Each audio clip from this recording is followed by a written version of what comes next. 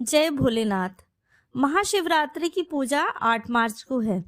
उस दिन भगवान भोलेनाथ को जल और दूध से अभिषेक करने पर तथा साथ ही साथ फूल, अक्षत, बेलपत्र आदि विधि पूर्वक अर्पित करने से भगवान भोलेनाथ की कृपा सदैव बनी रहती है।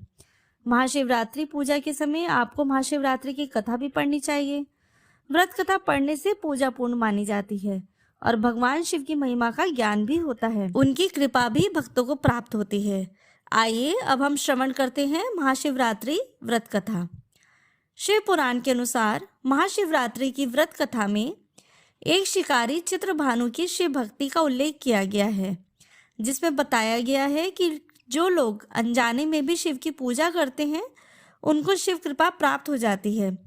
जो विधि विधान से महाशिवरात्रि का व्रत और पूजन करते हैं उन पर तो महादेव की विशेष कृपा होती ही है। आइए श्रवण करें। पौराणिक कथा के अनुसार एक गांव में चित्रभानु नाम का एक शिकारी रहता था। उस पर गांव के ही एक साहूकार का कर्ज था। वह उस कर्ज से मुक्त नहीं हो पा रहा था। एक दिन साहूकार ने उसे पकड़कर एक शिवमठ में कैद कर दिया। उस रोज शिवरात्रि व्रत की तिथि थी। शिवमठ में होने के कारण चित्रभानु ने शिवरात्रि की कथा सुनी। शाम को उसने साहूकार से कहा कि यदि वह उसे छोड़ देता है तो अगले दिन कर्ज चुका देगा। उसके वचन पर भरोसा करके साहूकार ने उसे मुक्त कर दिया। चित्रभानु वहां से सीधे शिकार के लिए जंगल में गया। वह एक तालाब के पास पहुंचा। वहां एक बेलपत्र के पेड़ पर उसने अपना ठिकाना बनाया। उस बेल वृक्ष के नीचे शिवलिंग था जो बेलपत्र से ढका हुआ था। चित्रभानु को यह बात पता नहीं थी। वह बेल के वृक्ष पर चढ़कर बैठ गया और शिकार की बाह जोतने लगा। उसे भूख और प्यास लगी थी। वह बेलपत्र तोड़कर नीचे गिरा रहा था जो शिवलिंग पर गिर रहे थे। अनजाने में उससे शिव की पूजा हो गई। दोपहर में एक गर्भवती हिरन तालाब के किनारे पानी पीने आई तो चित्रभानु उसका शिकार करने के लिए तैयार हो गया। उस हिरन ने चित्रभानु से कहा कि वह गर्भवती है, उसे 2 लोगों की हत्या का पाप लगेगा।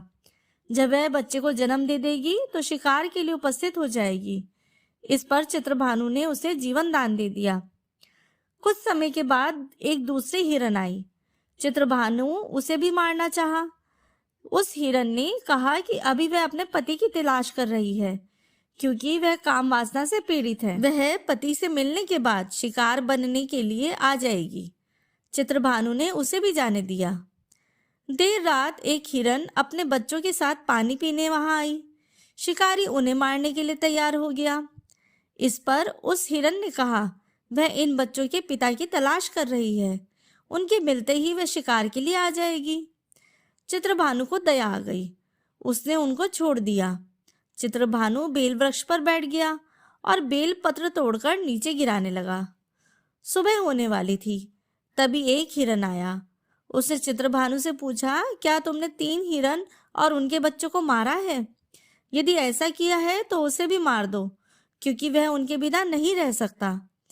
यदि उनको नहीं मारा है तो मुझे जाने दो। परिवार से मिलने के बाद तुम्हारे पास शिकार करने के लिए आ जाऊंगा। अनजाने में शिकारी चित्रभानु से शिवलिंग की पूजा और रात्रि जागरण हो गया था। उसके मन में दया की भावना थी। उसे उस हिरन को भी जाने दिया। उसके बाद वह अपने जीवन में पशुओं के लिए किए गए शिकार को सोचकर आत्मग्लानि से भर गया और पश्चाताप करने लगा। तभी उसके पास एक हिरन का पूरा परिवार शिकार बनने के लिए आ गया। चित्रभानु ने हिरन परिवार को जीवन दान दे दिया। अनजाने में शिवरात्रि के व्रत का पालन करने पर शिकारी को मोक्ष की प्राप्ति हुई। जब मृत्यु काल में यमदूत उसके जीव को लेने आए तो शिवगणों ने उन्हें वापस भेज दिया तथा शिकारी को शिवलोक ले गए। शिवजी की कृपा से ही अपने इस जन्म में राजा चित्रभानु अपने पिछले जन्म को याद रख पाए तथा महाशिवरात्रि के महत्व को जानकर उनका अगले जन्म में भी पालन कर पाए।